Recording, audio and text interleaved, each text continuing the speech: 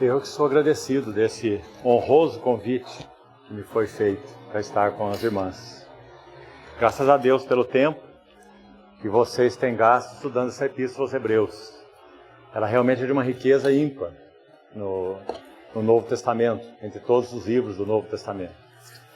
Vamos então buscar meditar, estudar e meditar de duas maneiras nesse tempo que nós teremos. A primeira delas é examinarmos um pouco sobre as vestes sacerdotais. Êxodo capítulo 28, nós temos uma descrição dessas vestes sacerdotais que muito nos ajuda a compreender o ministério sumo sacerdotal de Cristo. Então, mesmo que façamos isso de modo objetivo, mas creio que será muito útil para a nossa abordagem desse tema no livro A Epístola aos Hebreus. Êxodo, capítulo 28. Uma pequena observação ainda, antes que leiamos, enquanto as irmãs localizam o texto. Êxodo 28. As irmãs já ouviram várias vezes, com certeza, compartilharmos aqui, que há duas linhas que são linhas mestras na palavra de Deus e que dominam, na verdade, todo o tema bíblico de Gênesis e Apocalipse. E essas linhas são a filiação e o sacerdócio. O que seria isso?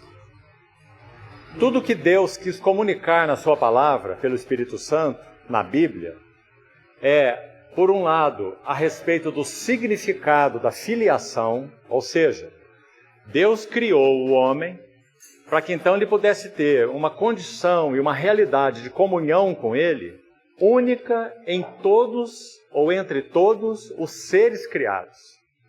Nem mesmo anjos santos que não pecaram e que estão ainda e permanecerão diante do trono de Deus em eterna adoração, eles não têm e não terão o privilégio que nós teremos e temos de sermos participantes da natureza divina.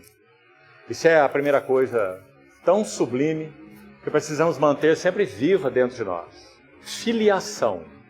Deus criou o homem com o propósito de um relacionamento filial, pois então, repetindo, que ele não tem nem mesmo com os mais altos anjos. Então essa linha da filiação, ela percorre a Bíblia de Gênesis, onde tudo começa, com a criação do homem, até o Apocalipse. Quando então aquele tabernáculo de Deus com os homens, veja lá, não diz com os anjos, quando aquele tabernáculo de Deus com os homens é manifestado. Então essa é uma linha que percorre todas as Escrituras. A segunda linha, sacerdócio. O que significa isso? Para resumir também em uma outra palavra, serviço. Então esse homem que Deus criou para que tivesse um relacionamento filial com ele, também seria introduzido através do relacionamento filial.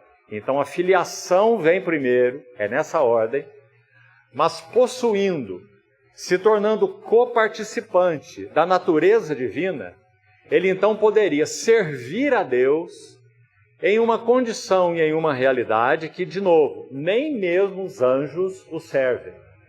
Porque é um serviço de comunhão de natureza. É um serviço mais do que isso. Quando o propósito de Deus se consumar, esse nosso serviço, ele será expressado na relação entre o cabeça celestial, que é o próprio Deus, na pessoa do Filho, Deus em Cristo. Cristo é o cabeça da igreja.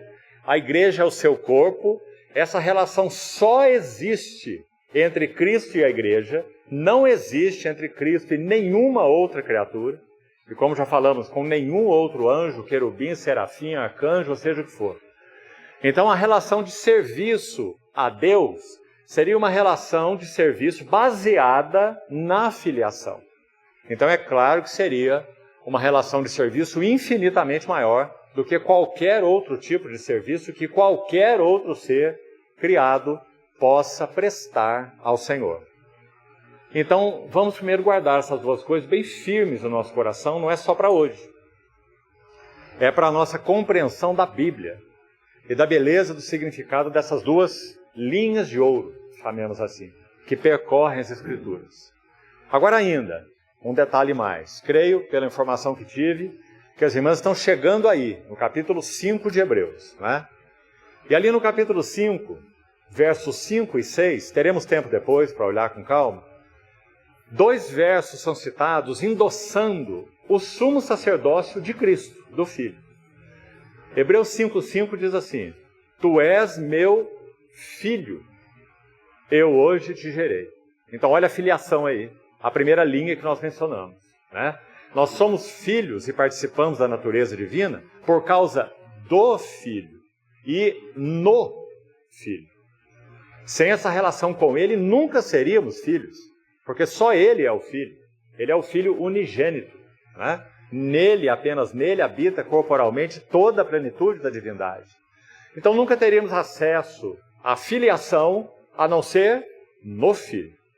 Então, tu és meu filho, eu hoje te gerei. Prestem bem atenção. Essa citação de Hebreus 5,5, ela é uma citação que faz referência ao Cristo ressuscitado. Hebreus 13, Paulo vai fazer a mesma, Atos 13, perdão, Paulo vai fazer a mesma citação desse verso e ele aplica a ressurreição de Cristo. Então nós temos a própria base bíblica para dizer que esse texto, quando diz, tu és meu filho, eu hoje te gerei, ele não refere, pelo menos em primeiro lugar, alguns fazem essa aplicação que eu vou colocar aqui, mas ela não é a aplicação interpretativa que o Espírito Santo faz na Escritura. E usam esse verso para se referir à geração eterna, esse filho que não foi criado, esse filho que é gerado, não é? Ele é Deus de Deus, como dizia Atanásio naquele credo niceno. Ele é Deus de Deus, ele é luz de luz, Deus verdadeiro de Deus verdadeiro, porque ele é Deus, o Filho de Deus. Então esse verso é algumas vezes aplicado para falar algo sobre essa geração eterna. Tudo bem que se faça isso, mas a aplicação desse verso na Bíblia, do Salmo 110, tu és meu filho e eu hoje te gerei, se refere a essa geração, digamos assim, em ressurreição. Então se refere à ressurreição, ascensão e entronização de Cristo.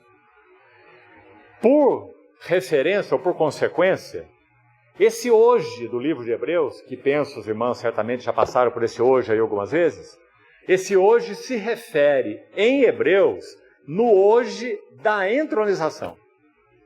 Então os irmãos também já ouviram isso e também está correto, dizer que o hoje em Hebreus é uma pessoa, não é um dia, certo? O hoje de Hebreus é Cristo. Os irmãos já ouviram isso muitas vezes.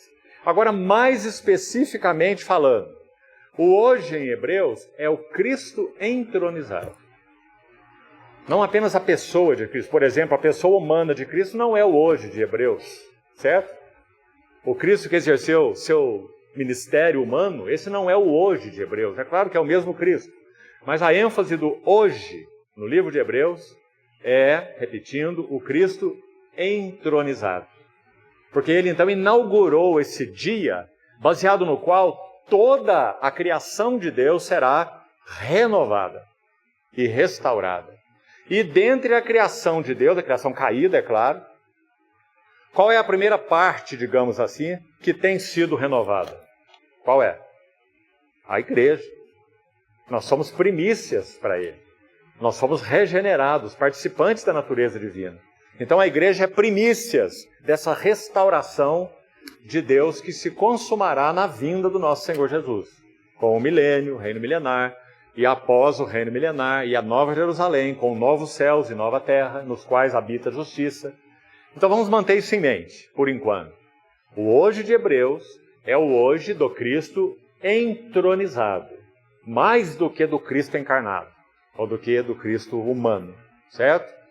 Então essa é a primeira coisa para falar um pouquinho de Hebreus 5,5, a linha da filiação. Então acho que até aqui, no momento, está bem assim. O próximo verso, lá de Hebreus 5, é o verso 6, é na sequência, por isso é tão bonito ver as duas colocações juntas. É dito assim, no verso 6, e também se diz, tu és sacerdote para sempre segundo a ordem de Melquisedeque.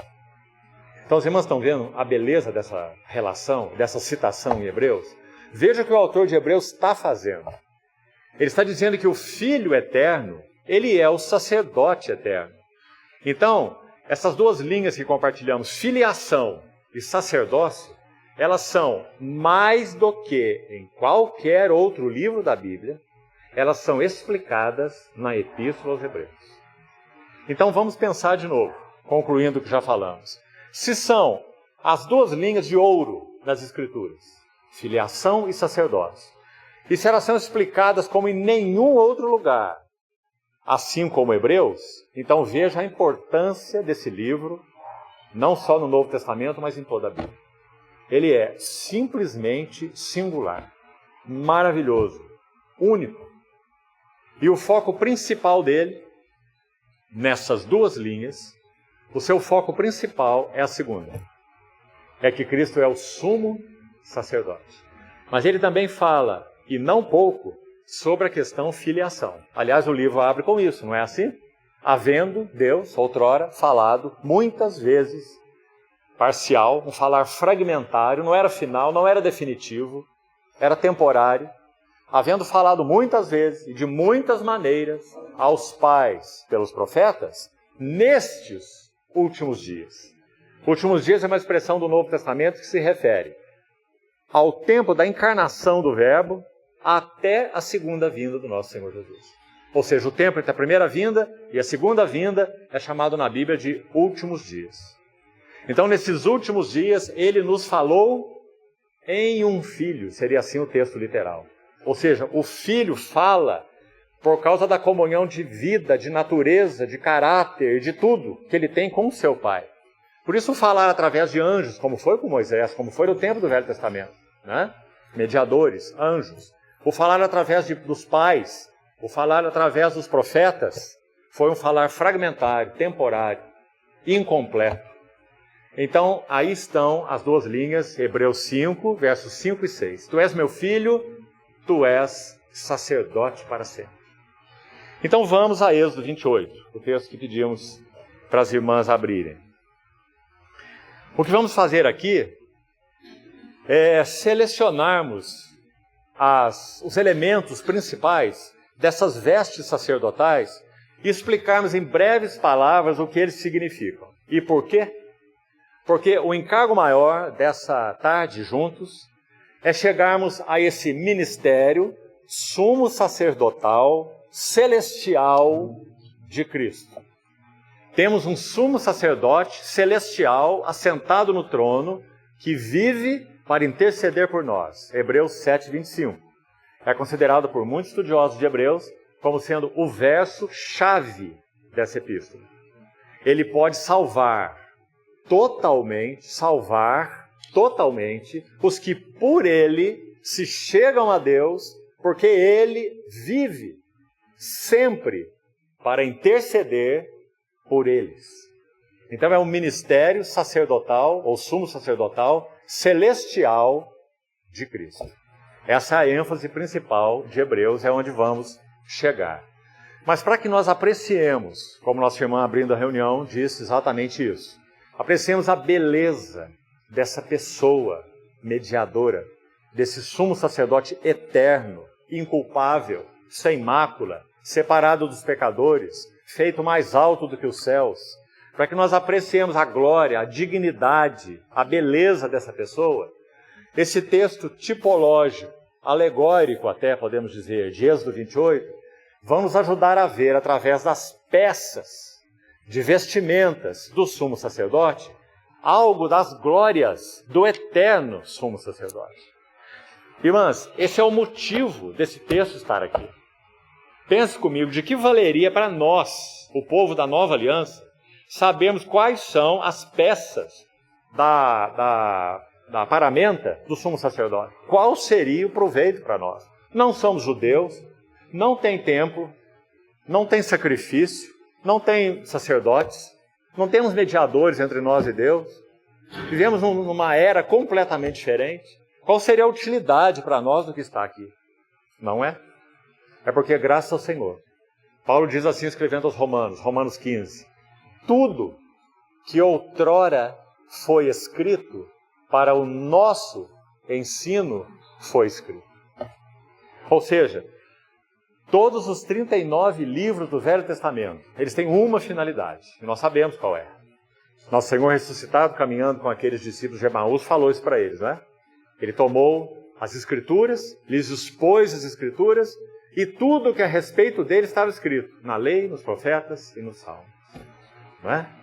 Então aí está o valor dessas Escrituras que nós temos diante de nós. Do contrário, seria apenas narrativa. Êxodo 28. Vamos abrir, por favor, então, esse texto. Para não gastarmos tempo demais com ele, que não é o cargo principal para essa tarde, nós vamos iniciar do verso 3 e, após uma pequena leitura dos primeiros versos, nós vamos saltar alguns versos e irmos direto às partes das vestes sacerdotais que são descritas aqui e que nos interessam.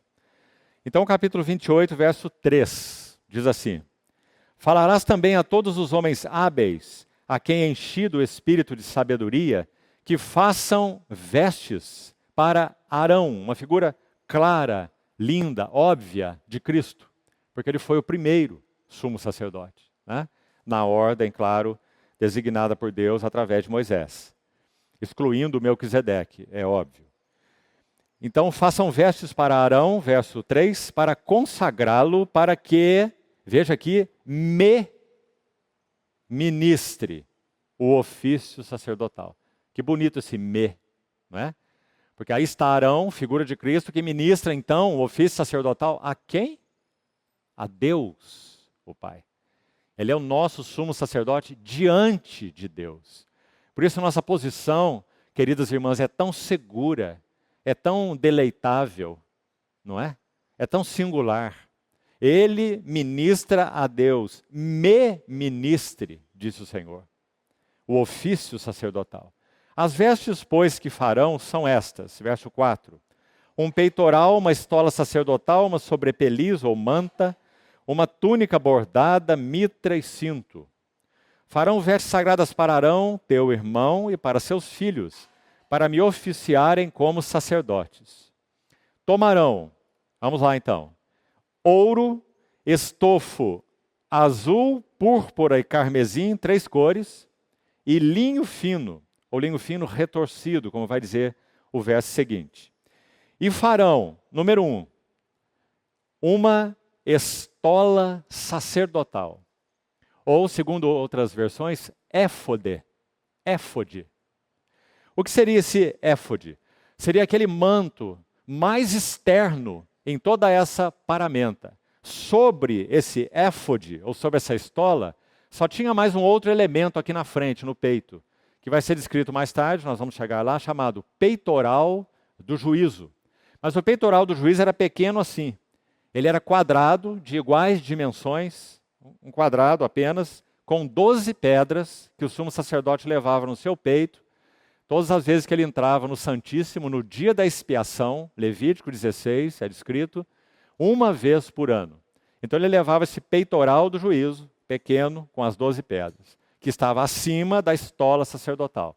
Então a estola era aquele elemento mais lindo e que mais chamava atenção nas vestes sacerdotais, exatamente pelo que acabamos de ler. E qual é o sentido disso? Por que estamos estudando? Qual é a alegoria, a tipologia? E no que vemos aí a glória de Cristo, na pessoa de Arão com essa estola? Primeiro, essa veste era feita, vamos seguir de novo o que já lemos aqui no verso 5, verso 6. É 5 mesmo, 28, 5. Tomarão ouro, especificamente falando, sempre, sempre, sempre, em toda a tipologia do Velho Testamento. O ouro se refere à natureza divina. Natureza, vida e glória de Deus. Tudo que é de ouro se refere à natureza, vida e glória de Deus. Aí, também não é assunto para agora, se você andar mais uns capítulos aí em Êxodo, no livro de Êxodo, você vai chegar ao capítulo 32, onde tem o bezerro de ouro, que era aquele ídolo que foi adorado pelo povo no deserto, né? Como que nós entenderíamos então essa distinção aí? Imitação. através daquele bezerro de ouro, aí está o inimigo, no seu laço ou na sua sutileza mais utilizada em todos esses anos, 2000 anos de história da igreja. Produzir imitação. Imitação da glória de Cristo, imitação da obra de Deus, imitação do serviço a Deus, imitação da adoração a Deus. Isso é o bezerro de ouro. Então o ouro fala da natureza, vida e glória de Deus. Ele estava aí nessas vestes. Ouro. Agora nós temos estofo, um tecido mais volumoso, mais grosso. Estofo azul, púrpura, carmesim e linho fino. E o verso 6, e farão a estola sacerdotal, ou o éfode. Então é claro que todos esses elementos fazem parte dela, 5 elementos. Estofo azul, púrpura, carmesim, linho fino e ouro. Vamos falar um pouquinho deles.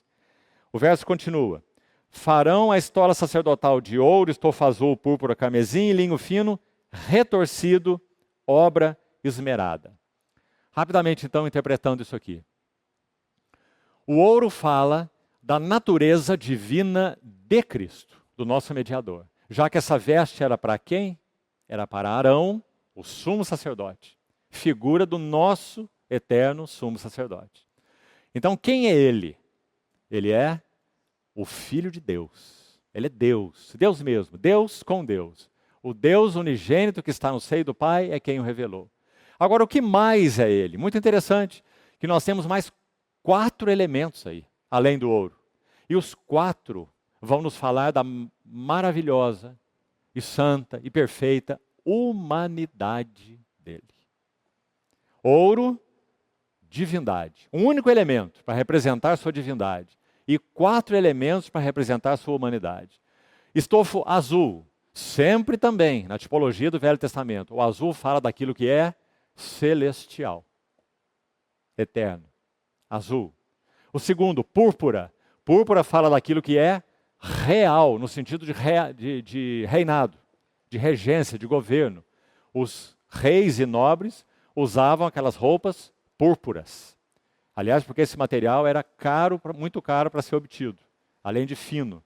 Então, púrpura tem a ver com a realeza do nosso Senhor Jesus. E lembre-se, aqui está enfatizando a sua humanidade. Então, ele é o homem celestial, ele é celestial, e então se fez carne, e sendo homem, ele é homem celestial. Segundo, ele é homem que é rei, que governa, que é o rei. Esse é o Evangelho de Mateus, todo escrito para isso. Carmesim é o próximo que está aí. Púrpura, carmesim, estofo azul, púrpura, carmesim e linho fino. Carmesim fala do quê? Carmesim era o traje usado pelos sacerdotes. Na roupa do sumo sacerdote, o carmesim está incluído. Mas os sacerdotes que só tinham acesso até o santo lugar, eles usavam suas roupas carmesim. Então, carmesim fala do sacerdócio especificamente. Então, quem é esse homem? Esse sumo sacerdote, nosso Senhor Jesus, ele é celestial, sua pessoa humana é celestial, é rei, é sacerdote. Agora, o último elemento aí, linho fino. Muito interessante também essa expressão aí, porque linho fino sempre fala da pureza da humanidade do nosso Senhor Jesus. Diz respeito também à pureza de Deus como Deus. O tabernáculo tinha a sua parte externa toda, que cercava o átrio, cercada com cortinas de linho fino. Então o linho fino fala de pureza, um linho branco fino fala da natureza pura de Deus. E assim é o Verbo encarnado. Então nós estamos vendo nosso Senhor Jesus, o homem celestial, rei, sacerdote e santo, na expressão do linho fino, ou puro. Aí então está esse primeiro elemento, a estola sacerdotal, ou éfode, como falamos. Um segundo que eu queria destacar, rapidamente, verso 7, olha aí. Terá 2 ombreiras que se unam às suas 2 extremidades, e assim se unirá. Porque essa veste, então, era aberta do lado, a estola, E ela tinha uma parte dianteira e uma parte traseira, certo? E a parte dianteira e parte traseira da estola eram unidas aqui no ombro por essas ombreiras. Sobre as ombreiras, já para adiantar, está aí à frente, havia duas pedras de ônix. Então imagine a ombreira aqui fazendo o papel de unir a parte da frente com a parte de trás. E sobre as duas ombreiras, duas pedras de ônix. Sobre as pedras estavam gravadas em cada uma delas 6 nomes. Claro que em cada uma delas, então, 6 tribos de Israel gravadas. 6 de um lado e 6 de outro. Nós já vamos entender o porquê disso e o significado disso na linguagem espiritual. Vamos seguir. Então terá 2 ombreiras que se unem às suas vestes nas extremidades. Verso 8. E o cinto de obra esmerada, que estará sobre a estola sacerdotal. Então, como ela era solta, né? Na parte da frente e a parte de trás, unidas pelas ombreiras, com as pedras fixas ou colocadas sobre essas ombreiras. Então, o sumo sacerdote também passava um cinto, na verdade ele passava na altura do peito, como diz lá no livro do Apocalipse. Então ele era cingido nesta altura, com essa cinta que era de ouro puro.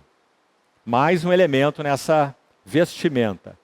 Agora, antes de seguir com isso, para não perdermos uma sequência mais lógica, queria que as irmãs vissem uma coisa aqui. Verso 12, diz assim, verso 12. E porás as 2 pedras nas ombreiras da estola sacerdotal, como já explicamos, né? Pedras, uma de cada lado de ônix, sobre as ombreiras, com 6 tribos gravadas em cada uma das pedras. Porá as 2 pedras nas ombreiras da estola sacerdotal, por pedras de memória aos filhos de Israel. E agora, olhe com atenção, por favor, aí para a sua Bíblia. E Arão, figura do grande sumo sacerdote celestial, Cristo, levará, que frase sublime nós vamos ler agora. Levará os seus nomes sobre ambos os seus ombros para a memória diante de Jeová, o Deus eterno. Minhas irmãs, será que há coisa mais maravilhosa do que isso? O sumo sacerdote entrando, lembre-se que ele não ficava passeando por aí com essas vestes, não. Essas vestes eram exclusivas para serem usadas em um dia.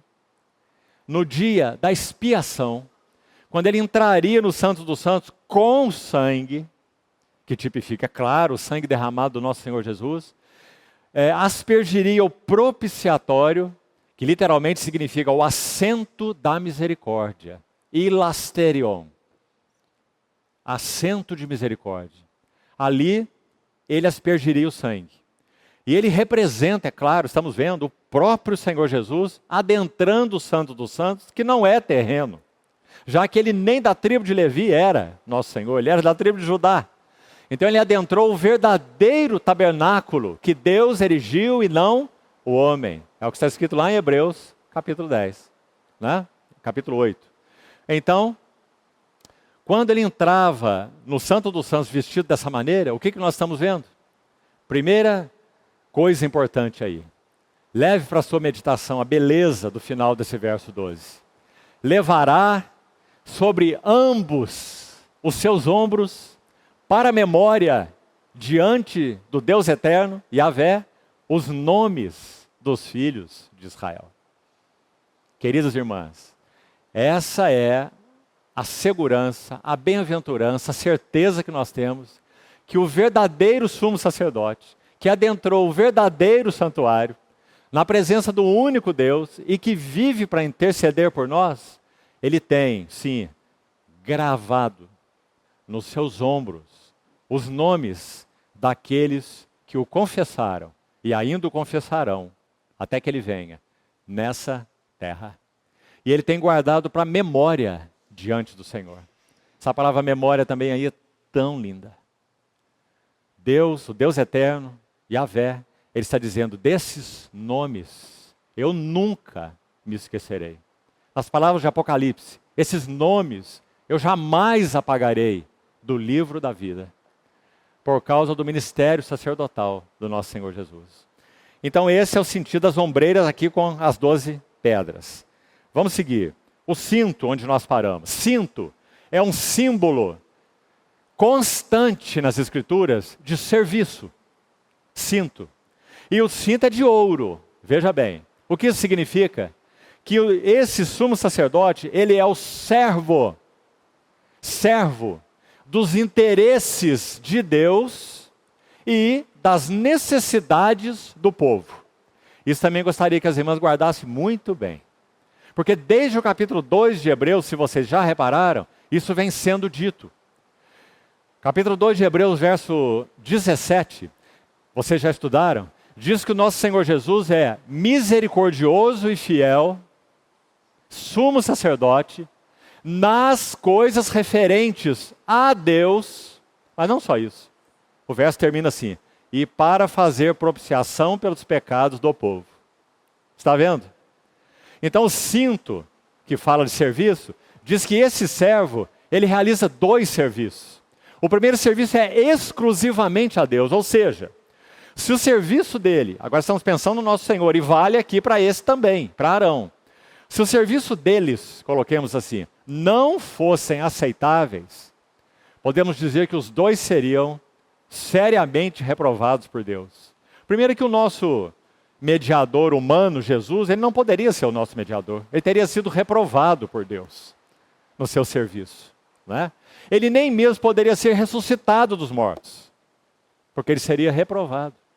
A ressurreição é prova de que Deus colocou um selo dizendo, esse serviço prestado por ele, por esse sumo sacerdote, é completamente eficaz.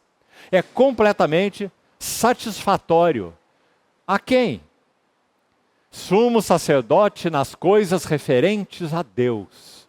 Ou seja, é plenamente satisfatório a Deus, a justiça de Deus, a santidade de Deus, que não é pequena, não é, minhas irmãs?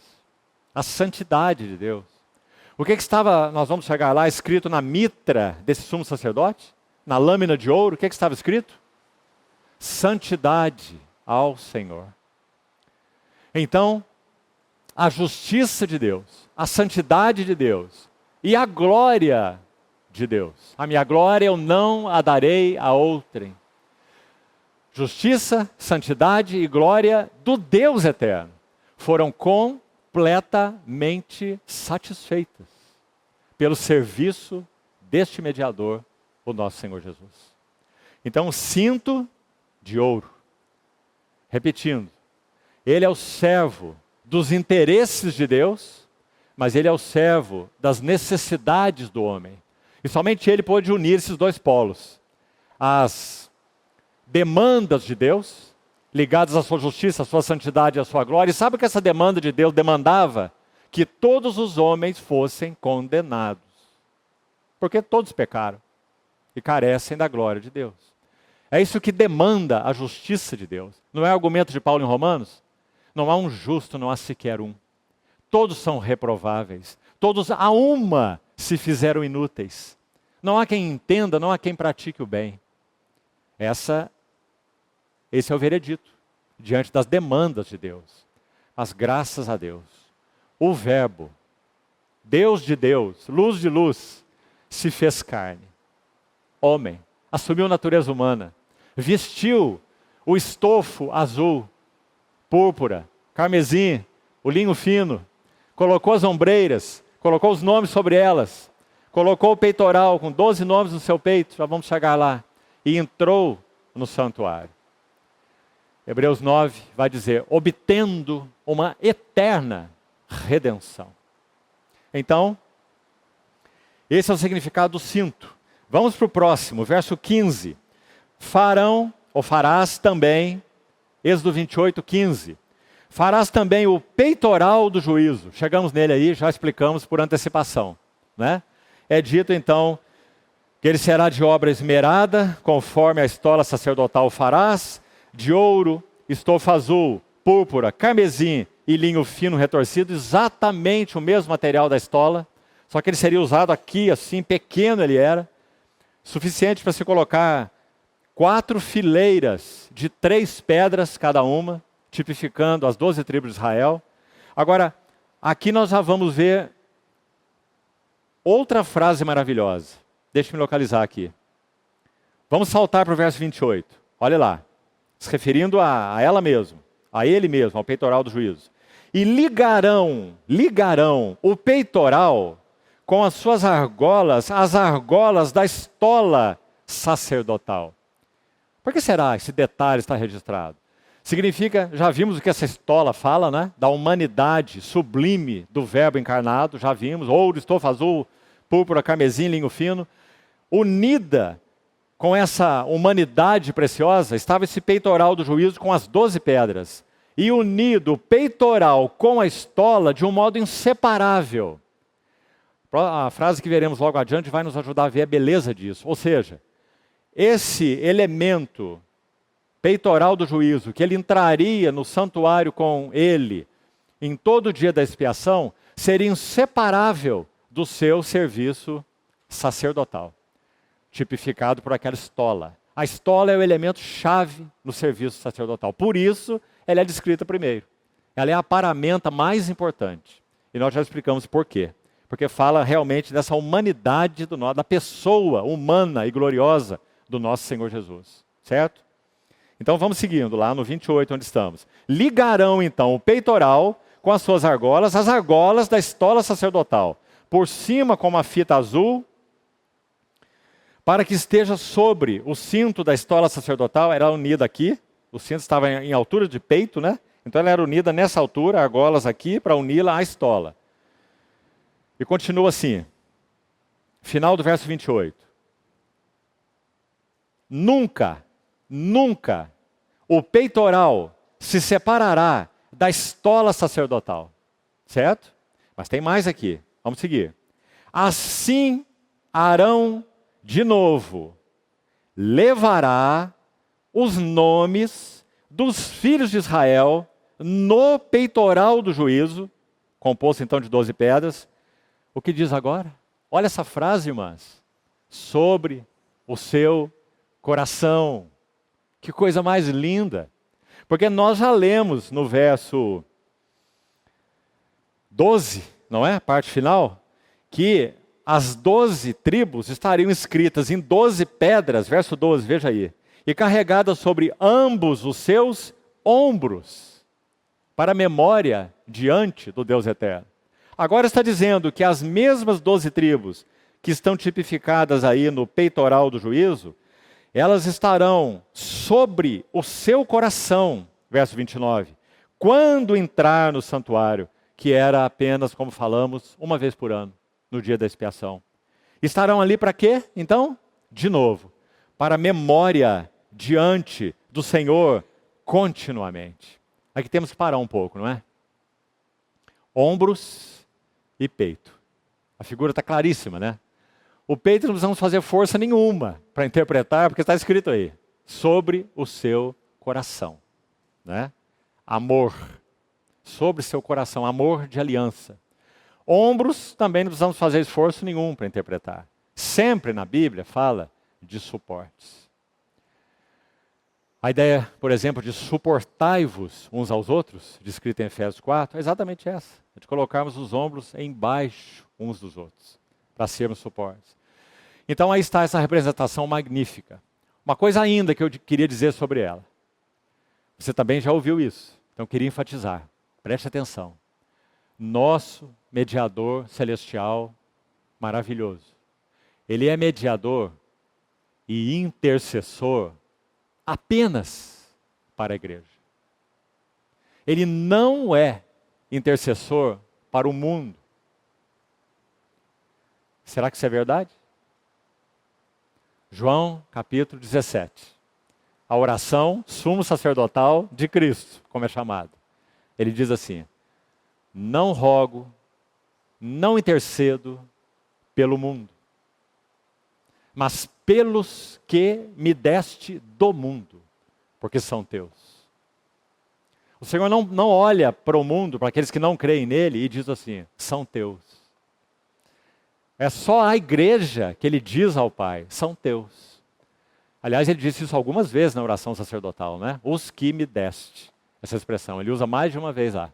Pai, minha vontade é que estejam comigo os que me deste, para que vejam a minha glória. Eu tenho transmitido a tua palavra aos que me deste do mundo, porque são teus, são as palavras dele. Então, para que você não fique confusa, Jesus foi enviado ao mundo como Salvador do mundo, de todo o mundo. 1 João 2 diz assim, que o nosso Senhor Jesus, o seu sangue derramado, ele próprio, pelo seu sangue derramado, ele é a propiciação, não somente pelos nossos pecados, mas ainda pelos do mundo inteiro. Então sim, o sacrifício do nosso Senhor Jesus, ele é suficiente para salvar o mundo inteiro. Todos quantos queiram ser salvos. Propiciação para os pecados de toda a humanidade. Mas esse mesmo precioso sangue do Senhor Jesus, ele é eficaz ou eficiente para salvar apenas os que confessam o nome dele.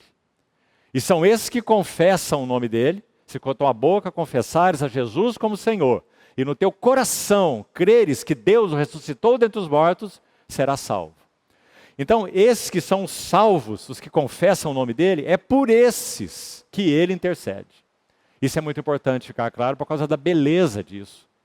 Nós podemos dizer com o nosso coração cheio de júbilo que Jesus é o nosso intercessor, exclusivo, intercessor da igreja.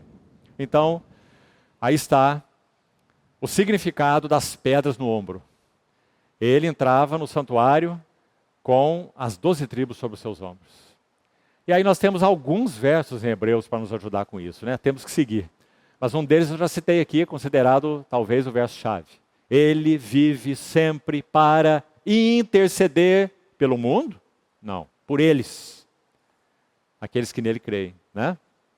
Então está aí mais uma figura linda relacionada a esse peitoral. Nesse peitoral havia o Urim e o Tumim. Não vai dar tempo de ver, nós temos ainda muita coisa para falar, o tempo é curto. Precisamos ir um pouco ainda no livro de Hebreus. Mas esse Urim e Tumim também é muito interessante. Urim, o hebraico faz o plural com im, Elohim, Urim, Tumim. Então, Urim significa luzes e Tumim significa perfeições. Então, na veste do sumo sacerdote, ele também levava o Urim e o Tumim. E há versos aqui que nós podíamos ler para explicar o que eles significam, mas vamos ter que seguir. Se os irmãos quiserem depois, eu vou citar as referências só para efeito da gravação. Se você quiser, você consulte depois então. Números 27, versículo 21. Números 27 e 21, primeira. Segunda, Deuteronômio 33, de 8 a 10. Deuteronômio 33, de 8 a 10. E a última, terceira, primeiro livro de Samuel, 28, versículo 6. Esses três textos vão falar sobre o significado do Urim e do Tumim. Basicamente, o que ele significa? Urim, Tumim, através do Urim e do Tumim, o juízo dos filhos de Israel eram levados diante do Senhor. Juízos dos filhos de Israel levados diante do Senhor, para que eles conhecessem a mente do Senhor. E esse é o segundo elemento. As duas coisas ocorrendo juntas, então. O juízo dos filhos de Israel sobre o seu coração diante do Senhor. E por outro lado, comunicar a mente de Deus para o povo de Deus. Então você vai ver num dos textos que eu citei, que o Senhor era consultado através do Urim e Tumim.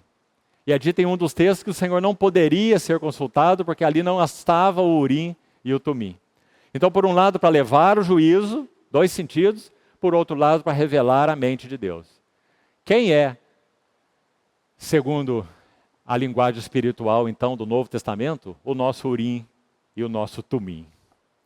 Quem é que leva o nosso juízo sobre o peito diante do Senhor? É o nosso sumo sacerdote. E quem é, caminho contrário então, que torna a mente de Deus conhecida ao seu povo? O nosso grande sumo sacerdote. Ele é o Urim, luzes. Ele é o Tumim, perfeições. Então aí está nas vestes também. A manta, verso 31, ou sobrepeliz. Aqui um detalhe só sobre ela, o texto é longo. Diz assim: Verso 31. Farás também a sobrepeliz ou a manta da estola sacerdotal, toda de estufa azul. No meio dela haverá uma abertura para a cabeça. Será debruada essa abertura como a abertura de uma saia de malha, para que não se rompa. Dá para entender bem, né? Acho que tem um monte de costureira aqui. Em toda a orla da sobrepeliz farás romãs de estofa azul, púrpura, carmesim e campainhas de ouro no meio delas. Já vamos explicar isso. Haverá em toda a orla da sobrepeliz. Então era como uma túnica, né? Até embaixo. Uma campainha de ouro e uma romã, outra campainha de ouro e outra romã. Essa sobrepeliz ou manta estará sobre Arão quando ministrar, para que se ouça o seu sonido quando entrar no santuário diante do Senhor de novo, é no dia da expiação, e quando sair, e isso para que não morra. Então vamos explicar. Na orla dessa sobrepeliz ou dessa manta, tinham essas romãs, como já foi explicado, que eram feitas de estofa azul, púrpura, carmesim, e no interior de cada romãzinha dessa tinha uma campainha. Então imagina um traje assim, uma túnica, e rodeada por essas romãzinhas e dentro essas campainhas. Para que o sumo sacerdote, estando lá dentro do Santo dos Santos, em aquele único dia, o grande dia da expiação, se de qualquer maneira o serviço dele fosse inadequado diante do Senhor, digamos que ele esqueceu uma peça da vestimenta para trás, esqueceu de colocar a mitra, não levou sangue, esqueceu o incensário portátil, que é onde ele colocava incenso para queimar quando ele entrava pelo santuário. Ele entrava com o incensário numa mão, não o incensário de ouro, aquela peça de ouro que ficava no santo lugar. Aquela era dali, ela não saía dali. Era uma peça do mobiliário do santo lugar. Ele entrava com um incensário portátil. As irmãs não vão entender Hebreus 9 se não guardarem isso. Porque lá em Hebreus 9 vai dizer que ao Santíssimo pertencia um altar de ouro. E a tradução está equivocada. A expressão não é altar de ouro. A expressão é incensário portátil. Porque o altar de ouro ficava no santo lugar. Então ele entrava com um incensário portátil, com incenso queimando ali, naquele incensário. E na outra mão ele entrava com parte do sangue, que foi derramado lá fora, como oferta pelo pecado e como holocausto.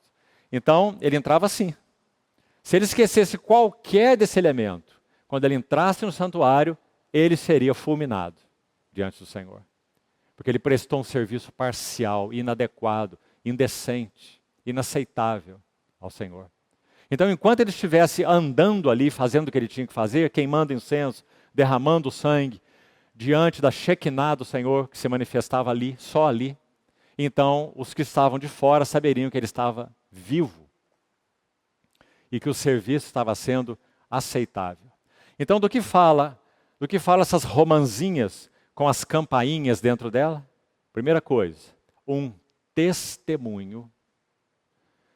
Claro, o sonido das campainhas, mas não só um testemunho, campainhas, testemunho de um serviço aceitável. E romã? Campainha estava dentro da romã. Você já abriu uma romã? Muitas sementes imersas num caldo vermelho. Romã fala de vida frutífera. Romã fala de ressurreição. Imersos num caldo vermelho, muitas sementes. Então, romãs com a campainha no seu interior. As campainhas não se desligavam daqui. Cada romã tinha a sua campainha, rodeando toda aquela túnica. O que elas estão falando? Testemunho de um serviço frutífero. Testemunho de um serviço frutífero. Aquilo que ele faria, o nosso grande sumo sacerdote, nosso Senhor, o que ele faria no santuário celestial, apresentando o seu próprio sangue no Santíssimo, eterno, seria um testemunho de que o seu serviço foi frutífero. Pai, minha vontade é que onde eu estou, estejam comigo os que me deste, para que vejam a minha glória. Glória que me conferiste, porque me amaste antes da fundação do mundo. Então, esse é o sentido das romãs com as campainhas. Por último, para podermos seguir daqui e nos 40 minutos que teremos ainda, vamos para o livro de Hebreus examinar alguma coisa do sumo sacerdote lá. Nós temos ainda a mitra e a lâmina de ouro, para concluirmos. E onde ela está? Verso 36. Farás também uma lâmina de ouro puro, e nela gravarás a maneira de gravura de sinetes. Uma impressão, né? Santidade ao Senhor. Queridas irmãs, essa lâmina de ouro com essa gravação é simplesmente preciosíssima. Quando mantemos aí na nossa mente tudo que já falamos do sumo sacerdote, você pode imaginá-lo vestido como nós já descrevemos aqui, né? E com essa mitra então na sua cabeça, uma lâmina de ouro aqui na frente, e nela impressa essa frase, santidade ao Senhor. Significa o quê? Significa que toda a ministração que esse sumo sacerdote celestial fez ao seu Pai eterno, Cristo Jesus, homem, varão aprovado por Deus, toda a ministração que ele fez foi completamente de acordo com a eterna, pura e perfeita santidade de Jeová, do Deus eterno. Nada ficou faltando. Esse homem é o homem que tem escrito na sua mitra, santidade ao Senhor, quanto à sua ministração no santuário celestial. E é claro, não apenas quanto à sua ministração, quanto a toda a sua vida humana. O que Maria ouviu do anjo Gabriel mesmo? Lucas 1,35. O ente santo, que há de nascer, será chamado o Filho de Deus. E assim ele viveu a vida santa, os pensamentos santos, as motivações santas, as intenções santas, as palavras santas, o caminhar santo, morreu uma morte santa. E ele ministra no santuário com a realidade do que está escrito nessa mistra. Santidade ao Senhor. Fomos aceitos de acordo com a santidade do Deus Santo. Não há modo de sermos mais aceitos, porque fomos aceitos baseados na santidade do Deus Santo, por causa da obra do Filho Santo diante do Deus Santo. Obra que foi completamente aceita. Então, aí está a mitra. E o verso 38, para completar, diz assim: e estará sobre a testa de Arão. Olha que interessante. O que está sobre a testa de Arão? A lâmina de ouro. Na mitra, que seria como uma cobertura, um chapéu, aí, digamos assim, né? Uma mitra. Então, a lâmina com essa inscrição, santidade ao Senhor, mas olha o verso 38. Estará sobre a testa de Arão para que Arão leve a iniquidade. Irmãs, que coisa maravilhosa, a santidade levando a iniquidade. Aliás, só essa santidade com S maiúsculo poderia levar a iniquidade, não é? Quem poderia levar a nossa iniquidade? Se a nossa iniquidade ficasse sobre nós, nós seríamos destruídos nela. Se nós tentássemos levar algo dessa santidade, entre aspas, diante do Senhor, qual seria o resultado? O que Isaías diz? Que as nossas justiças são como um trapo de imundícia diante do Senhor. Não é? Então essa combinação no mesmo versículo, tão linda dessas duas palavras, fala tanto ao nosso coração, não é? Santidade ao Senhor, para que Ele leve a iniquidade dos filhos de Israel. Leve a iniquidade concernente às coisas santas que os filhos de Israel consagrarem em todas as suas ofertas de suas coisas santas. Sempre estará sobre a testa de Arão, sempre estará. Para que, outra frase bendita, localize aí, para que eles sejam aceitos perante o Senhor. Minhas irmãs, eu gostaria de ler, então, por favor, ouça com atenção, depois posso passar isso para o grupo que as irmãs têm. Então não preocupe-se em anotar, depois peço para a Silene colocar no grupo disponível para as irmãs. uma frase, um texto pequeno de um irmão sobre essa questão do sermos aceitos, sobre essa questão daquela santidade que levou à iniquidade. E qual a implicação dessa parte final desse verso? Vou repetir primeiro antes de ler o texto, verso 38. Para que eles sejam aceitos perante o Senhor. Isso tem que ser algo muito definitivo, assentado, sólido, irremovível nos nossos corações. Do contrário, minhas irmãs, não há como seguir com o Senhor. Nós estaremos sempre em altos e baixos. Estaremos sempre com a tendência perniciosa, e a tendência de todos nós, né? Mas terrivelmente perniciosa, de voltarmos os olhos para dentro de nós mesmos, em introspecção. O que será que fiz, o que será que não fiz, o que será que eu devia ter feito, o que será que falei, o que será que não falei, e etc. Medindo a nossa temperatura espiritual o dia inteiro, como é que eu estou agora, será que eu estou bem, será que eu não estou bem? Compreende? É impossível vivermos a vida cristã dessa maneira, sem um robusto senso de aceitação, que terminou esse assunto diante de Deus. Acabou quando nosso Senhor Jesus morreu, ressuscitou, ascendeu ao trono e foi entronizado. Nós estamos eternamente aceitos diante do Senhor. Por nada Ele nos rejeitará. Por nada Ele nos colocará de lado. Ele continuará nos ensinando, Ele continuará aplicando disciplina, Ele quer nos santificar, mas isso não tem nada a ver com aceitação. São coisas completamente diferentes. Mas nós costumamos misturar todas essas coisas e fazemos uma confusão. Então escutem o texto, por favor, bastante atenção. Que descanso para o coração em meio às flutuações de nossa experiência. E o descanso que ele está se referindo é esse, aceitação da parte de Deus. Que descanso para o coração em meio às flutuações da nossa experiência. O nosso sumo sacerdote está sempre na presença de Deus por nós. Somos representados por Ele e aceitos nele. Representados e aceitos. A sua santidade pertence-nos. Sua santidade pertence-nos. Você não viu no versículo? Esse que é o santo do Senhor, santidade ao Senhor, ele levou a iniquidade. Então agora, a sua santidade nos pertence. Isso não é pouca coisa, irmãs.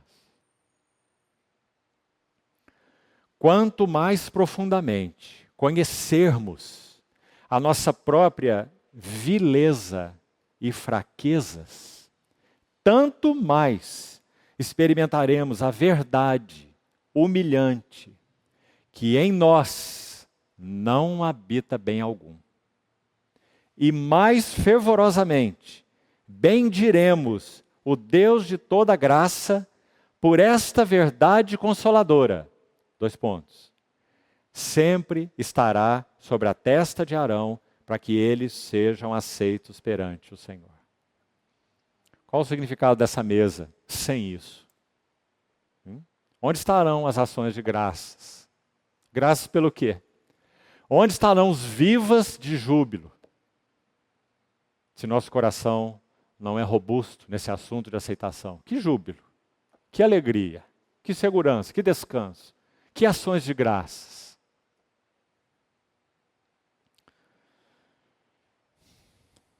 E a segunda parte ele continua assim. Se você for um daqueles que são frequentemente tentados e sobrecarregados com dúvidas e temores, com tendências a contemplar o seu pobre coração, frio, inconstante e rebelde, se for tentado com incerteza excessiva e falta de santidade, deve apoiar-se de todo o coração sobre essa preciosa verdade. 2 pontos. Que o seu sumo sacerdote representa-o diante do trono de Deus. Você deve fixar os seus olhos na lâmina de ouro e ler na inscrição gravada nela: Qual é a medida da sua aceitação diante de Deus? Que o Espírito Santo o ajude a provar a doçura peculiar e o poder mantenedor desta doutrina divina e celestial. Qual doutrina? Fomos completamente e definitivamente aceitos. E a santidade, com S maiúsculo, levou a nossa iniquidade. E por isso somos participantes da sua santidade. Sua santidade nos pertence. E aí santidade é no sentido mais amplo do termo, para que fique claro para as irmãs. Não é santidade no sentido de santificação. É santidade no sentido de separação. De que esse sumo sacerdote nos separou para Deus. Então a sua santidade nos pertence. E por causa dessa separação, sim, por causa dessa separação ele compartilhou conosco sua natureza divina e por ela nós temos sido santificados. Então está aí. Agora nós temos mais 30 minutos. Vamos para o livro de Hebreus. Eu gostaria também ainda, com a ajuda do Senhor, buscar ajudar as irmãs que têm feito um estudo diligente desse livro tão lindo, com um pouco sobre as menções na carta aos Hebreus ao sumo sacerdote. As menções ao sumo sacerdote. É claro que não estudaremos todas, não temos tempo. Mas vamos passar por todas as que se referem ao Senhor Jesus. E vamos agrupar algumas delas e vai se tornar então mais execuível a nossa tarefa. A primeira, no capítulo 2, verso 17, que já citamos. Hebreus 2, 17. Por isso mesmo, convinha que em todas as coisas se tornasse semelhante aos irmãos. Nosso Senhor Jesus, quando assumiu natureza humana, participou de carne e sangue, verso 14, porque os filhos têm participação comum, geral, todos têm participação em carne e sangue, e destes também ele igualmente participou. Cristo Jesus, homem, para que por sua morte destruísse aquele que tem o poder da morte. Então por isso mesmo convinha que em todas as coisas ele se tornasse semelhante aos irmãos. Fraquezas humanas. Jesus não teve fraquezas humanas, Jesus não dormia, não comia, não cansava. Vulnerabilidade humana, ele não foi tentado.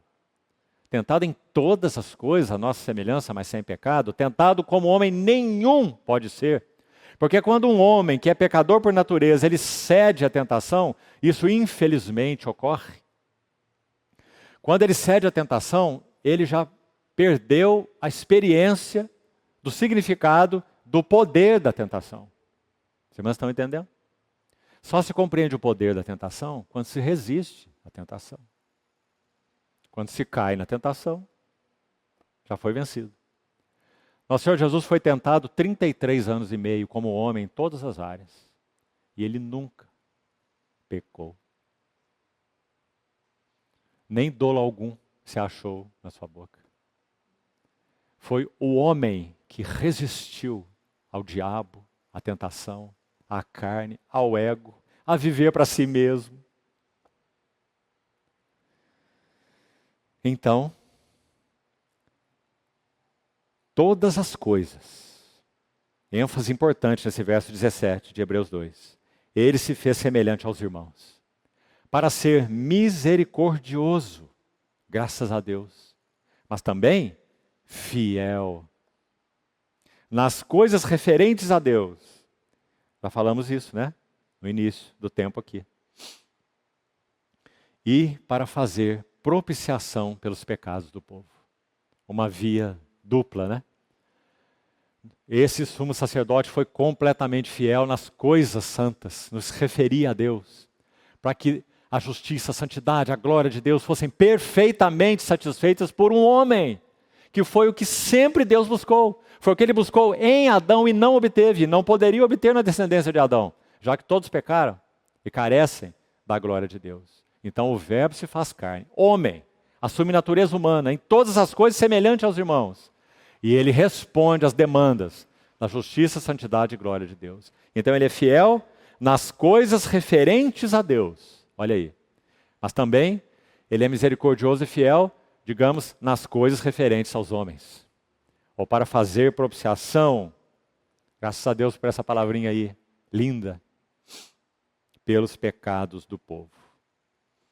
Segunda menção, capítulo 3, verso 1. Das que eu gostaria de destacar. Por isso, santos irmãos. Não só irmãos, mas santos. Porque lembre-se, a sua santidade nos pertence. Então nós somos os santos irmãos. Somos santos porque ele é santo, somos irmãos porque ele é o nosso irmão mais velho. Santos irmãos que participais da vocação celestial. Nossa vocação, por natureza, era infernal. Mas por causa do sumo sacerdote, a nossa vocação agora é celestial. Considerai, certamente as irmãs já estudaram, colocar o seu telescópio para estudar um astro, palavra tirada da astronomia. Considerai atentamente. Graças a Deus é que nós estamos fazendo já há quase 3 anos, de modo muito especial, estudando o Evangelho de Marcos e o Evangelho de Lucas, não é? Nós estamos considerando atentamente essa pessoa maravilhosa, porque ele é o mesmo ontem, hoje, será para sempre. Esse que está no trono é o mesmo que andou aqui, com todas aquelas marcas, seu caráter, sua personalidade, suas palavras, seus gestos, seus olhares. Considerai atentamente o apóstolo e o sumo sacerdote da nossa confissão, vírgula, Jesus, vírgula de novo. Quando ele coloca Jesus assim desacompanhado de títulos, tanto do título Senhor quanto do título Cristo, ele faz isso em Hebreus várias vezes, se não me engano são 8 vezes. Ele quer enfatizar a humanidade dele. O autor de Hebreus está dizendo, eu quero me referir ao Jesus de Nazaré, ao filho de Maria, ao varão, homem, que está hoje no trono. O apóstolo e sumo sacerdote da nossa confissão. Um detalhe aqui. Embora ele seja apóstolo e sumo sacerdote sempre, nós podemos dizer que, primariamente, esse título do Senhor como apóstolo é quando então ele vem de Deus ao homem, à terra, quando o verbo se faz carne. Apóstolo significa enviado, né? Então ele é o apóstolo que desceu, enviado de Deus. Ele diz a respeito de si mesmo, um enviado de Deus fala as palavras de Deus. Lembra? João 3? Então ele é o apóstolo.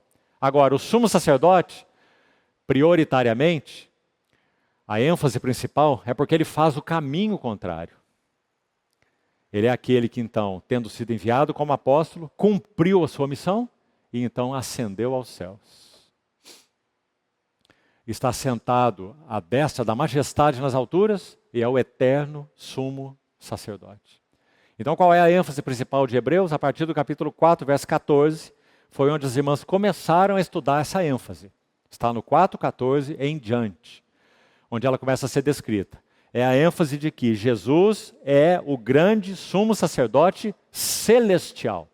Ou colocado de outra maneira, o ministério sacerdotal celestial de Cristo. Começa no capítulo 4, verso 14, com detalhes. Embora aqui os irmãos já estão vendo, no capítulo 2, verso 17, ele já foi mencionado a primeira vez como sumo sacerdote. É a primeira menção. Misericordioso e fiel, sumo sacerdote. Então aqui no capítulo 3 que lemos, é enfatizado de novo que ele é o apóstolo e sumo sacerdote da nossa confissão, Jesus. E aqui a ordem é para considerá-lo sem distração, considerá-lo fixamente. Vamos lembrar de Hebreus 12, olhando firmemente para Jesus, o autor e consumador da nossa fé. Se perdermos esse olhar, nós vamos cair no que acabamos de ler exortativamente no texto do irmão que citei aqui, aquele texto de Mackintosh, Charles Mackintosh. É um texto exortativo no sentido do perigo, do dano que nós sofremos quando nós voltamos nossos olhos para nós mesmos. Como ele diz, para o fraco e pobre e inconstante coração. Palavras que ele usou, não é? frio, rebelde, palavras que ele usou também. Então, quando voltamos os olhos assim, nós estamos aniquilados. Então diz, considerai atentamente e olhando firmemente para Jesus. A outra menção, rapidamente, passando por ela, é aí onde começa a ênfase no ministério sumo sacerdotal de Cristo. 4,14. Tendo, pois, a Jesus, o Filho de Deus, como grande sumo sacerdote que penetrou os céus. A ênfase começa aqui, porque aqui é que é dito que ele penetrou os céus pela primeira vez. Os irmãos estão vendo? Então aqui começa a ênfase nesse assunto do ministério sumo sacerdotal celestial de Cristo. Porque ele não penetrou um tabernáculo, ele não penetrou um templo, ele penetrou os céus, o verdadeiro santuário. Então conservemos firmes a nossa confissão. Mais uma menção, no mesmo contexto, está aí no 15. Não temos um sumo sacerdote, mais uma menção. Já estamos na terceira, né? Que não possa se compadecer das nossas fraquezas. Antes foi ele tentado em todas as coisas, a nossa semelhança. Ele também já falou isso no capítulo 2. Participou de natureza humana e em todas as coisas foi feito semelhante aos irmãos, não é?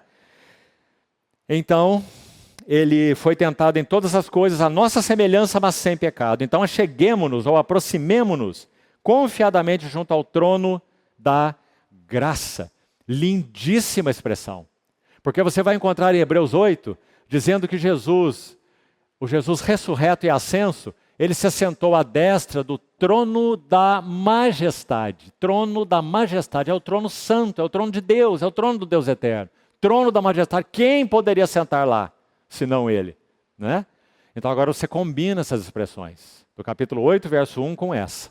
O trono da majestade é o mesmo trono da graça. Queridas irmãs, que coisa sublime é essa? O Verbo se fez carne, habitou entre nós, cheio de graça e de verdade. Todos nós temos recebido da sua plenitude graça sobre graça. Porque o trono da majestade é o mesmo trono da graça, não há dois tronos. E aliás, é o mesmo trono da misericórdia, ou propiciatório, assento da misericórdia. Por isso, é dito que nesse trono da graça, nós recebemos misericórdia e achamos graça, para socorro em ocasião oportuna.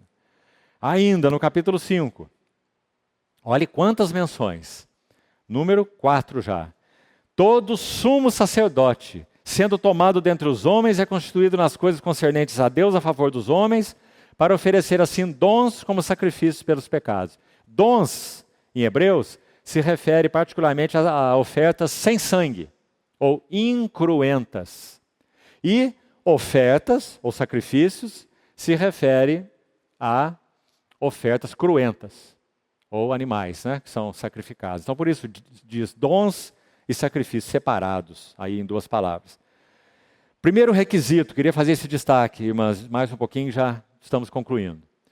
O que era necessário que esse nosso sumo sacerdote celestial tivesse e fosse? Em primeiro lugar, primeiríssimo lugar, é o verso 1 aqui. Ele tinha que ser um homem. Porque todo sumo sacerdote, sendo tomado dentre os homens. Então um anjo não poderia ser o nosso sumo sacerdote. Simplesmente porque ele não é homem. Então o primeiro requisito, coloquemos assim, para o sumo sacerdote, que o nosso eterno sumo sacerdote cumpriu. Porque ele que é o Filho eterno, o Criador, o sustentador, o Verbo de Deus, ele assume humanidade, natureza humana. Então sim, ele também foi tomado dentre os homens, um homem singular. Segundo requisito, está no verso 2, capaz de condoer-se dos ignorantes e dos que erram. Que palavras preciosas aplicadas a nós. Então, por favor, vamos entrar nesse versículo aí, porque somos nós. Nós somos os ignorantes. Ignorantes do quê? Romanos 3 de novo. Desconheceram o caminho da paz. Não há temor de Deus diante dos seus olhos. Nós somos desconhecidos de quem é Deus. Esse conhecimento nós não tínhamos por natureza. Então, esse sumo sacerdote tem que ser capaz de, com condoer-se. Também é outra palavrinha linda, né? Fala de compaixão. Sofrer junto com esses que não conhecem Deus, ignorantes. E dos que erram. Exatamente porque não conhecem a Deus, andam por descaminhos. Mas então esse sumo sacerdote, ele veio trazer o quê? Aqueles que, pela graça, têm sido chamados por ele. Ele veio trazer conhecimento de Deus, para nós sairmos da ignorância. Efésios 4. Não mandeis como andam os gentios, na vaidade dos seus próprios caminhos, endurecidos, obscurecidos de entendimento, alheios à vida de Deus por causa da ignorância em que vivem, por causa da dureza dos seus corações. Efésios 4:17. Então, dos ignorantes e dos que erram. Graças a Deus, ele é esse. E aí diz, pois também ele mesmo está rodeado de fraquezas. Que bonito quando pensamos no Senhor, não é? Quando pensamos no Arão, mesmo que tipificava Cristo, ele próprio está cheio de fraquezas nele, ele é um homem pecador. Quando pensamos em nós, a mesma coisa. Nós somos os ignorantes por natureza, os que erram por natureza, assim éramos, né? Agora recebemos dele essa nova natureza maravilhosa pela qual temos sido santificados, né? Mas quanto a nós, essa verdade se aplica assim como se aplicava a Arão, agora e com relação ao nosso Senhor? Com relação a ele, no sentido essencial e pessoal? Não, nunca. Ele não era um ignorante e por isso se condoía dos ignorantes. Ele não era um que errava e por isso se condoía dos que errava. Não é? Mas sabe o que João vai dizer dele? Nós poderíamos perguntar então como que ele poderia se condoer? Se ele não era um ignorante e não era um que errava. Há um verso muito lindo no livro, no Evangelho de João, capítulo 2, que diz assim: Jesus não precisava que ninguém lhe desse testemunho a respeito da natureza humana, ou do homem, testemunho a respeito do homem, porque ele mesmo sabia o que era a natureza humana.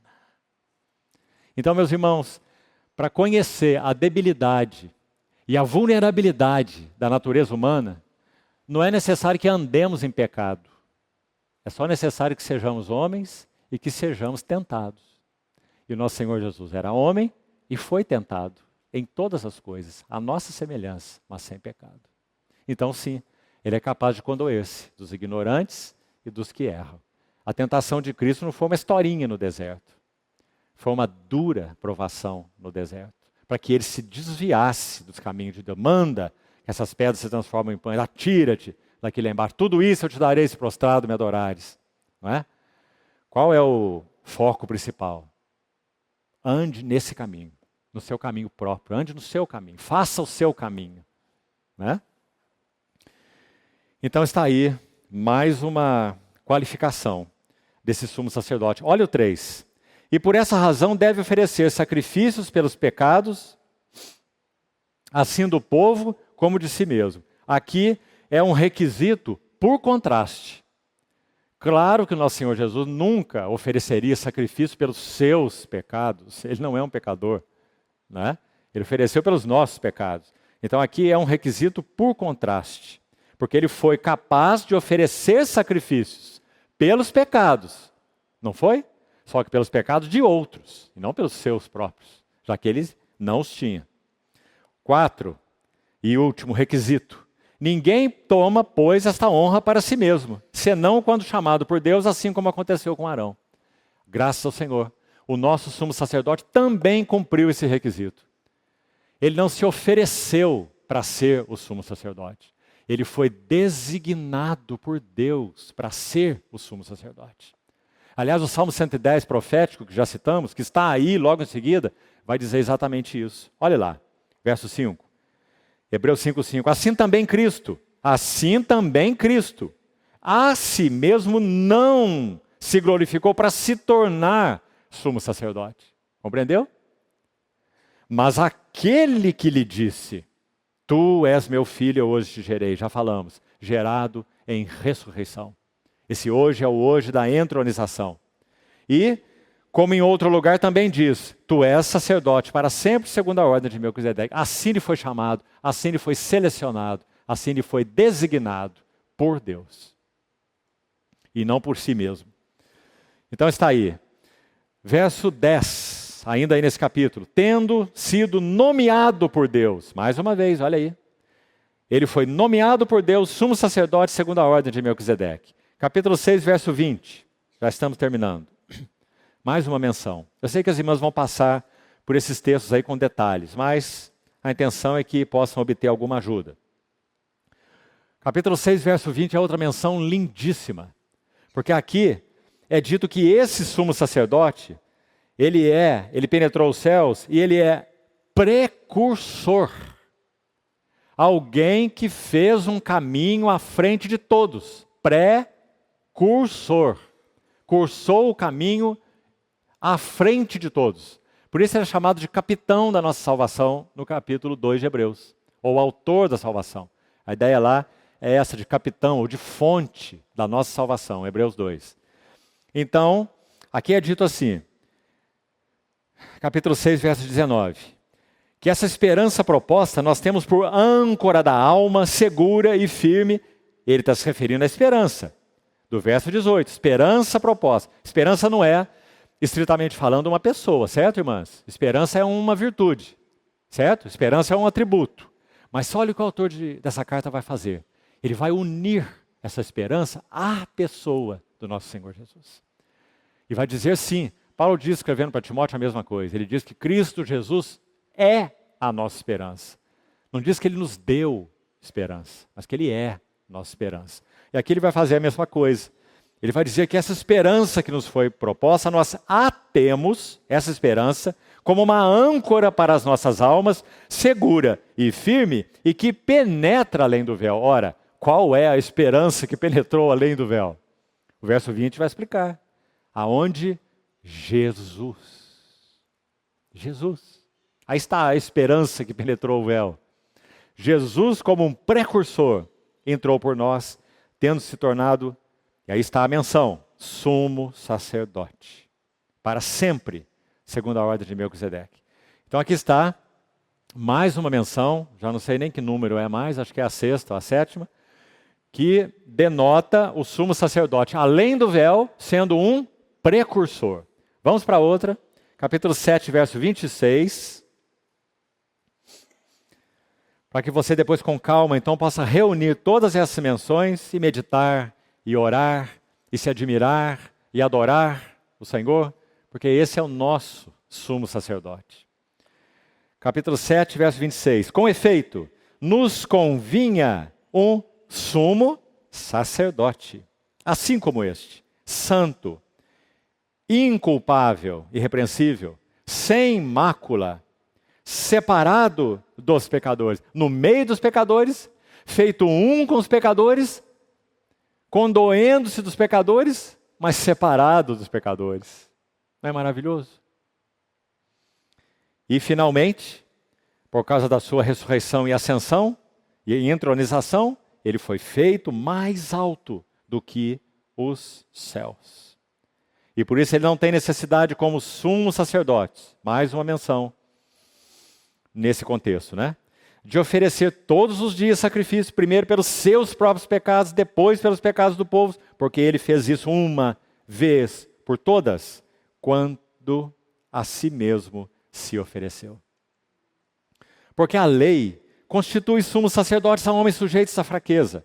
Foi a lei que constituiu Arão, o primeiro sumo sacerdote, através da ordem de Deus por Moisés, né? Então a lei constitui muitos, plural, olha, sumos sacerdotes, a homens sujeitos à fraqueza, mas a palavra do juramento que foi posterior à lei. Uma pergunta para as irmãs, qual é a palavra do juramento que foi posterior à lei? Ela já foi falada aí. Qual é? Tu és sacerdote para sempre, segundo a ordem de Melquisedeque. Essa é a palavra do juramento, que foi posterior à lei. Por que é importante ela ser posterior?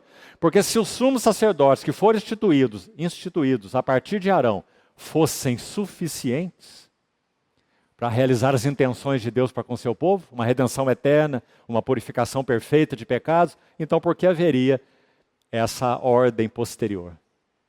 Não é? Houve uma ordem posterior porque a ordem anterior era ineficaz. Então veio a ordem posterior. Tu és sacerdote para sempre, segundo a ordem de Melquisedeque. Então a palavra do juramento que foi posterior à lei constitui. Bonita palavra também. O que é uma constituição? É algo que está estabelecido. Para que serve a constituição do nosso país? Para que tudo seja, deveria ser, não é? Regrado por ela. Não é? Constituição. Nosso Senhor foi constituído pela palavra do juramento, posterior à lei, constituiu o Filho. É lá. A bateria. Constituiu o Filho perfeito para sempre. De que maneira vamos seguir, que está sendo gravado aqui no celularzinho. Capítulo 8, já estamos terminando. Capítulo 8, verso 1 e 2. Ora, o essencial das coisas que temos dito é que possuímos. Irmãs, esse termo possuímos, temos, termo simples, aparece nesse livro, se não me engano também, 7 vezes. Sempre é expresso de uma maneira muito linda. Porque fala de algo que é então uma posse nossa. Nós possuímos. Outros que não creem não possuem. O mundo não possui. Nós possuímos tal sumo sacerdote. Aí está mais uma menção ao sumo sacerdote. Onde ele está? Ele se assentou. Obra consumada. Assentou. O sumo sacerdote Arão e todos os outros que vieram depois dele, nunca se assentavam. Importante as irmãs terem isso em mente também. Está lá aquela túnica com as campainhas e as romãs. E ele estava ativo o tempo todo, enquanto ele estava no Santo dos Santos, até que ele saia. Nosso sumo sacerdote, não. O único sentido em que ele está ativo no Santo do Santo Celestial é que ele vive para interceder por nós. Mas ele intercede baseado numa obra que já está consumada. Já está feita. Tudo está consumado. Então ele se assenta. E assentado, ele intercede. É uma posição maravilhosa, não é? E ele aguarda, vamos lembrar também de novo, ele aguarda que todos os seus inimigos sejam postos por estrado dos seus pés.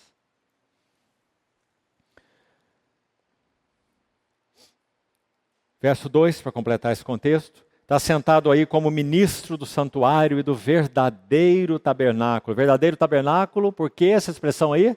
Porque o autor está chamando nossa atenção para o tabernáculo celestial, ou para o santo dos santos, ou para a presença imediata de Deus.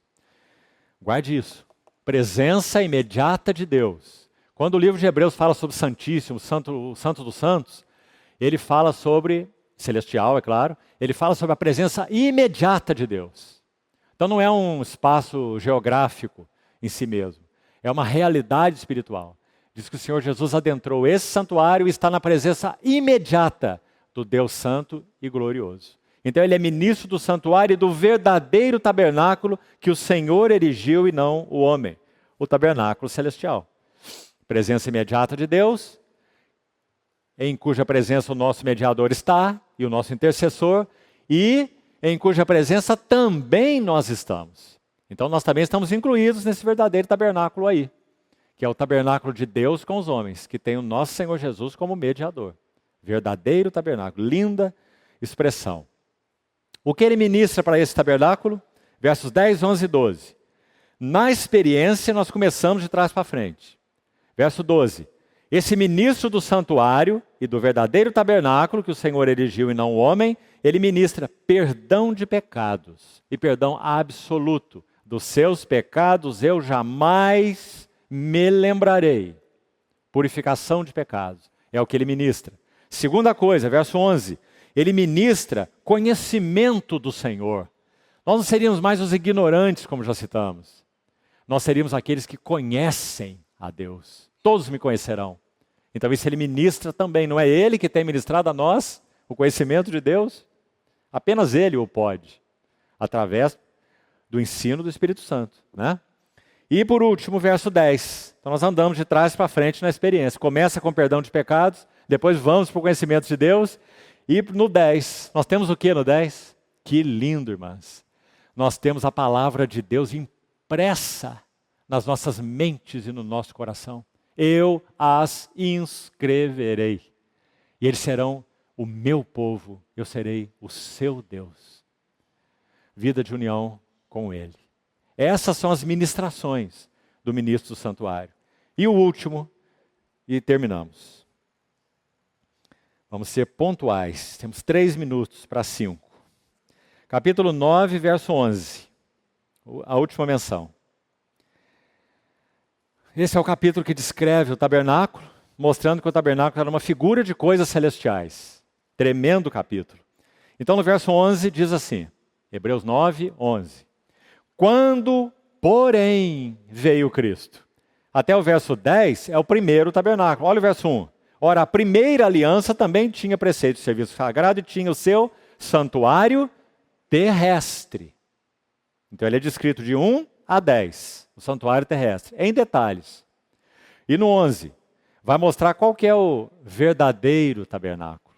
E diz, quando porém veio Cristo como sumo sacerdote dos bens já realizados. Ou expressão difícil para compreender, aí na tradução em português, mas ela é muito simples. Ela significa que Cristo é sumo sacerdote de bens que têm realidade. Arão era sumo sacerdote de bens que eram sombra e figura. E mais especificamente Moisés, né? Capítulo 3 diz, Moisés foi fiel em toda a casa de Deus como servo. Cristo é fiel sobre sua casa, Cristo como filho, é fiel sobre a sua casa, a qual casa somos nós. Está vendo o tabernáculo de Deus aí? O ministro do santuário, na presença imediata de Deus, erigiu o verdadeiro tabernáculo, no qual ele é o mediador e o intercessor, e nós, nele, estamos também na presença imediata de Deus, porque somos esse tabernáculo verdadeiro que ele erigiu e que ministra esse tabernáculo. Ministra a purificação de pecados, ministra conhecimento de Deus e ministra a palavra de Deus impressa na mente e no coração, como já vimos. Então, o primeiro santuário é descrito, aí no capítulo 9, de 1 a 10, aí então ele vai falar sobre a realidade. Saiu da sombra e vai para a realidade. Quando, porém, veio Cristo, como sumo sacerdote dos bens que têm realidade. Ou, uma outra tradução possível, sumo sacerdote das coisas eternas. Porque as coisas de Moisés eram coisas terrenas, passageiras. Mas Cristo é sumo sacerdote de valores, de bens, de coisas eternas. E ele veio como? Ele veio mediante o maior e mais perfeito tabernáculo. Não sei nem dizer qual é, não é? O Verbo se fez carne e tabernaculou entre nós, cheio de graça e de verdade. Ele veio mediante o maior e mais perfeito tabernáculo, que não foi feito por mãos, quer dizer, não desta criação. E ele também, não por meio de sangue de bodes e de bezerros, mas pelo seu próprio sangue entrou no Santo dos Santos, uma vez por todas, tendo obtido eterna redenção. E para concluir, vá ao verso 23, por favor, aí, para que fique claro para as irmãs essa última nota.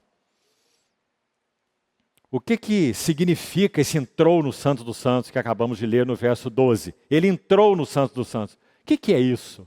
Onde é esse lugar? Qual o significado disso? O verso 23 e 24 vai explicar de maneira muito bonita. Olhe lá. Era necessário, portanto, que as figuras das coisas que se acham nos céus, aquelas que estavam lá no tabernáculo, elas se purificassem com tais sacrifícios. Sim, o animal era imolado quando o tabernáculo foi inaugurado e todos os móveis e utensílios foram aspergidos com sangue. Não foi assim? Então era necessário que essas figuras se purificassem com aqueles sacrifícios de animais, mas as próprias coisas celestiais com sacrifícios a eles superiores. Agora ele vai explicar o que é isso. Olha lá. Por quê? Então ele está explicando. Porque Cristo, não um touro, um bode, um carneiro, Mas Cristo não entrou em santuário feito por mãos, figuras verdadeiras. Agora ouça, irmã, com muito cuidado. Porém, ele entrou então onde? Ele não entrou no santuário feito por mãos, mas ele entrou no mesmo céu. Céu. Bom, já está nos explicando um pouquinho o que o verso 12 falou sobre entrou no Santo dos Santos. Então, se você colocar dois versículos juntos, entrar no Santo dos Santos é a mesma coisa de entrar no céu. Mas o que é entrar no céu? Onde que é o céu? O que isso significa? Vamos continuar? Para comparecer agora por nós, onde? Diante de Deus. Agora está tudo explicado. Então, entrar no Santo dos Santos. Entrar no céu é entrar onde? Diante de Deus. Irmãs, é dessa posição onde ele está, diante a presença imediata de Deus. Aquilo que na figura do Velho Testamento era a Shekinah, glória. Aliás, Shekinah é uma palavra que não ocorre na Bíblia, ela foi cunhada depois pelos judeus, mas ela é muito boa.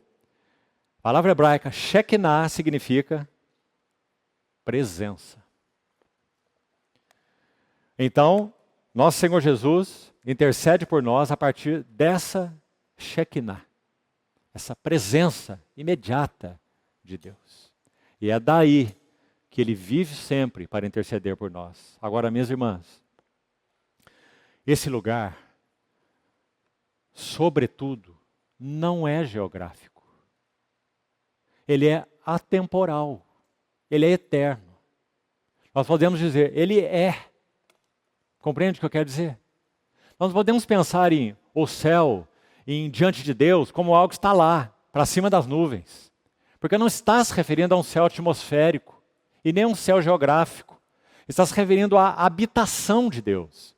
Nós estamos imersos numa esfera que se chama tempo, espaço. Essa esfera, tempo, espaço, universo, tempo, espaço, ela está numa ordem maior que é a eternidade.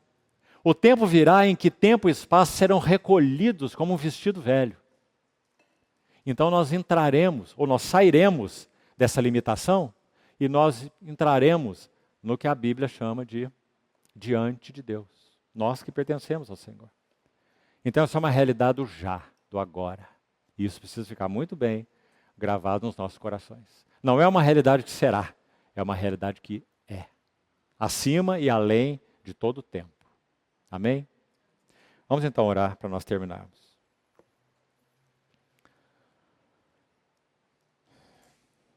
Amado Pai Celestial, te agradecemos porque realmente nós possuímos um tal sumo sacerdote que se assentou à destra da majestade nas alturas e que vive para interceder por nós.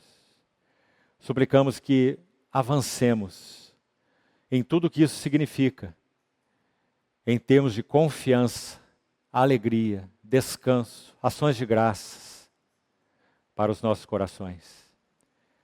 Guarda-nos, Senhor, de vivermos uma vida introspectiva, mas mantém nossos olhos firmes naquele que é o autor e consumador da nossa fé.